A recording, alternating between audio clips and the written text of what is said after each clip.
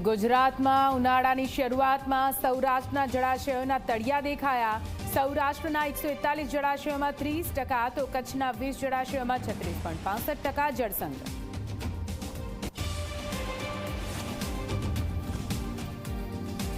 સોનાનો ભાવ પહોંચ્યો 70,000 ને પાર। એક જ મહિનામાં સોનાના ભાવમાં 10%નો વધારો। આગામી સમયમાં હજુ પણ વધી શકે છે ભાવ।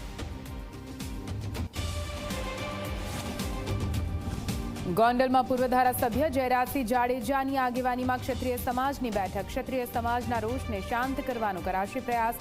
પરસોત્તમ રૂપાલાની વિવાદિત ટિપ્પણીથી નારાજ છે ક્ષત્રિય સમાજ।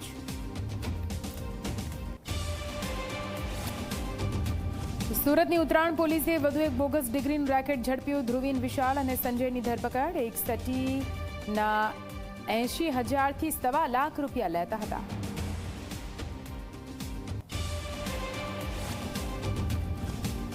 મહેસાણાના ભટાસણ ગામની પ્રાથમિક શાળા ચર્ચામાં આવી।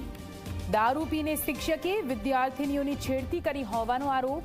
અરુણ પરીખ નામના શિક્ષકને બદલી કરવામાં આવે તેવી શક્યતા।